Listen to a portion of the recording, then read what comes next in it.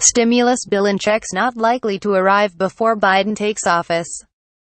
Another round of economic stimulus may have to wait until former Vice President Joe Biden takes office in January as deadlock in Congress continues and the Senate heads for its holiday recess. Tens of millions of Americans received $1,200 stimulus checks in April of this year, but a second check looks increasingly unlikely in 2020 and may have to be taken up by the new Congress. It's still possible for Congress to pass a stimulus bill before the Senate adjourns on December 18, but any bill agreed between Republicans and Democrats is unlikely to match the $2.2 trillion in stimulus passed in the Coronavirus Aid, Relief and Economic Security (CARES) Act in March. Even if a new stimulus bill is passed, a second round of $1,200 checks may be off the table until Biden assumes office on January 20. Newsweek subscription offers greater than. Speaker of the House Nancy Pelosi and Senate Majority Leader Mitch McConnell are attempting to reach agreement on a relief package that could be worth less than $1 trillion in a $1.4 trillion omnibus spending bill. However, success is not guaranteed. There are significant differences between the parties about how the money should be spent. The Trump administration has indicated that it's not in a rush on COVID-19 stimulus, and with President Donald Trump due to leave office, the task may be left to Biden.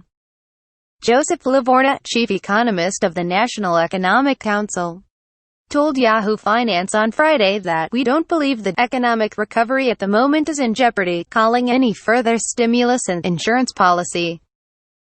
Newsweek subscription offers greater than. What we don't want to do is give money for sort of a grab bag wishlist project of the left, said Livorna, a Trump appointee. Read more. 1. DeVos extends student loan grace period as Dems call for debt cancellation. 2. As Congress moves toward stimulus deal, 3.9 million are long-term unemployed.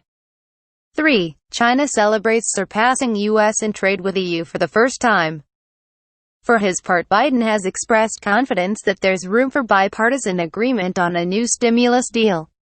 Reports suggest he's focused on steps to aid the economic recovery. All I can say is I'm confident there are a sufficient number of Democrats and Republicans in the United States Senate, along with significant votes coming out of the House of Representatives, to put together a serious package that will keep us from going off the edge here, provide the kind of resources that are needed immediately, Biden said on Friday. By the time Biden takes the oath of office, the new Congress will have been seated and 2 runoff elections in Georgia will have decided control of the Senate. If Democrats can pull off surprise wins in both races, the incoming Biden administration would be in a stronger position to pass a large stimulus package. U.S. President-elect Joe Biden speaks on November job numbers at the Queen Theatre December 4, Wilmington, Delaware. U.S. economy added 245,000 jobs in November and pushed unemployment rate to 6.7% from 6.9% in October. Biden could be key to passing new economic stimulus. Alex Wong, Getty Images. Change title of graphic: Pandemic's disproportionate toll on elderly. 2. Deaths disproportionate toll on elderly. The percentages are similar. A little more research and reflection would benefit this story. COVID is killing people, no question, but the story is not in the 85-plus age group. It's the 65 to 84 age group. 6% more people in that age group are dying from COVID than normally die overall. That would appear to be statistically significant and suggest that this pandemic is having a disproportionate toll of baby boomers. The motion was to let Republican electors examine Dominion machines. What do electors know about the hardware and software that counts votes? And why only Republicans? So they can install malware and pretend to find it. Even if the court had jurisdiction, it wouldn't have granted such an absurd request. Fine, let him run. Let him enrich himself with his political action committee. Let him be prosecuted for siphoning funds from his PAC for his personal use. It's time to stop ignoring Trump's crimes and to start prosecuting him. Whether he can give himself a blanket pardon for every federal crime he's committed isn't clear. But it is clear that he can't give himself a prospective pardon for crimes he hasn't yet committed. Give him enough rope and watch him hang. One thing Donald J. Trump does with expert precision is blow through everybody else's money. His 2020 campaign ended in big debt. Biden's campaign ended with no debt. Trump's begging and groveling for donations now, claiming he'll run again in 2024, but like his ex-attorney and one longtime friend Michael Cohen said, Trump will find a way to funnel this donated money into his personal and business accounts to pay his own expenses and legal fees going forward. And he will not run again for the presidency.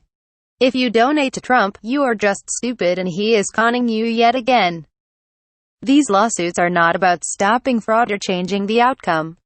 They are a profit center for Trump and his lawyers and will continue until they have billed every penny of the $200 million donated to fight against what the president falsely claimed was widespread voter fraud that influenced the 2020 election results.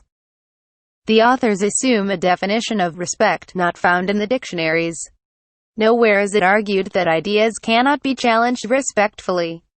However, mocking entities disrespectfully when challenging them, especially those who are revered by others in present-day society, is not the way of a civilized person who cares about other people around him.